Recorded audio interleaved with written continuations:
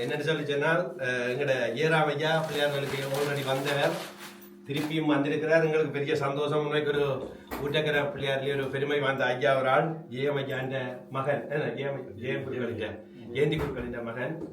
அவரை நாங்கள் இன்னைக்கு பொன்னாட ஒத்து கௌரவிப்போம்.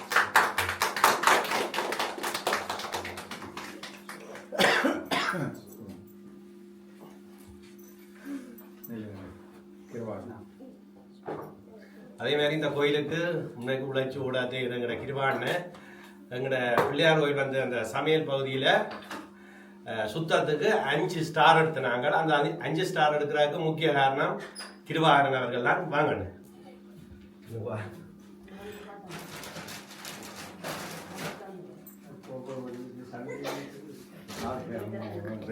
உண்மைக்கு சுகாதாரம் முக்கியம். அந்த சுகாதாரத்தை உண்மைக்கு எடுத்து தந்தது கவுன்சிலாலே எங்கட கிருவான்னு தான். உண்மைக்கு வாழ்த்துக்கள் கிருவான்னு. ஐயா வாங்க, நீங்க சமைக்க வாங்க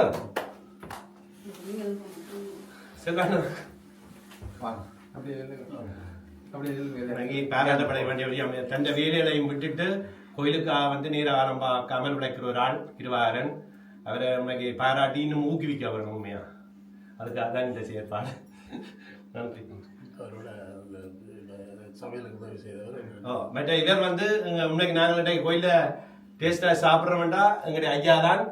அவர் வந்து பெஞ்சன் எடுத்து போட்டு போறார். போனாலும் கோயிலுக்காக வந்து சமைச்சு தருவார். ஐயா நீங்கள் பெற வேணும், நீராகம் பார்க்காம வந்து எங்களுக்கு நல்ல சாப்பாட்டை சமைச்சு தர வேணும். என்ன ஐயா பிள்ளையாருக்கு நீங்கள் பிள்ளையாருக்கு எதுதான் பிரதிபலனையும் எதிர்பார்க்காமல்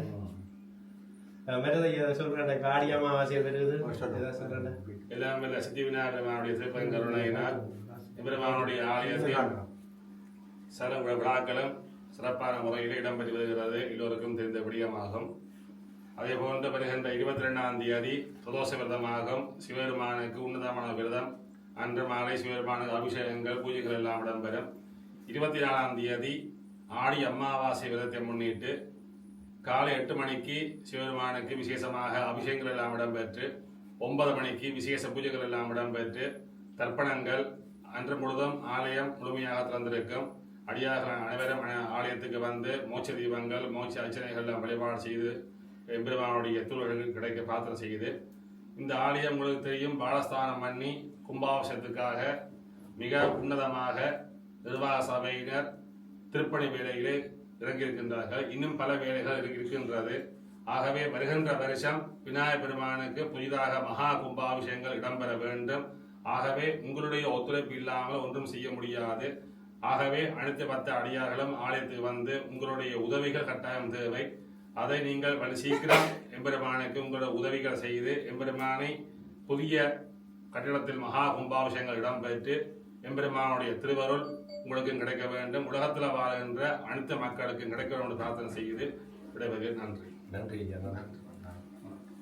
அடியார்களுக்கு அனைவருக்கும் வணக்கம். ஸ்ரீ சித்தி விநாயகரின் அருளை வேண்டிக் கொண்டு மகா கும்பாபிஷேகத்தை எதிர்பார்த்து நாங்கள் எங்கள் திருப்பணி வேலைகள் துரிதமாக நடைபெற்று கொண்டிருக்கிறது. இந்தியாவிலிருந்து பல பொருட்களும் பெற வேண்டியுள்ளதால் கொஞ்சம் தாமதங்கள் ஏற்பட்டுள்ளது. அடியார்கள் இன்னும் கூடியவரை எங்களுக்கு திருப்பணிக்கு உதவிகளை புரிந்து மகா கும்பாபிஷேகம் விரைவில் நடைபெற அடுத்த வருஷம் அருள் புரியுமாறு வேண்டுகிறோம். நன்றி, வணக்கம்.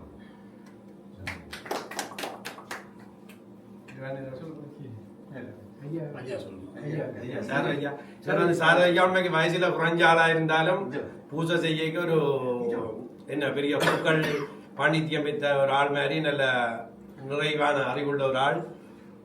ஐயா நீங்க சொல்லுங்க. எல்லாம் வல்ல விநாயகப் பெருமானினுடைய திருப்பாதங்களை சரணாகதினை பற்றி கொண்டு நமது ஆலயத்திலே கடந்த வருடங்களிலே மிகவும் சிறப்பாக குருத்துவம் மற்றும் மகோத்சவங்களை செய்த நமது மதிப்புக்குரிய அண்ணா ஜெயராம் குருக்கள் ஐயா அவர்களை முதற்கண் வணக்கமாக இந்த ஆலயத்திற்கு மீண்டும் வருக வருக என வரவேற்று சுவாமியினுடைய தரிசனங்களிலே நாங்கள் கட்டாயமாக சுவாமியினுடைய கோவிலிலே போனால் நாங்கள் முதலாவதாக குருவைத்தான் வணங்குகிறோம். மாதா பிதா குரு தெய்வம். ஆகவே அப்படிப்பட்ட அந்த குருவினுடைய அம்சங்களை, அதாவது எல்லோருக்குமே ஒரு ஒரு முதல் படியாக நாங்கள் பார்க்கக்கூடிய விஷயமாக இருப்பவர் குரு. ஆகவே அந்த குரு எப்படி இருக்க வேண்டும், எப்படி ஆக்களோட பழக வேண்டும், விளங்க வேண்டும் என்பதை எல்லோருக்கும் கற்றுத்தருபவர் தான் எங்கள் ஜெயராமையா.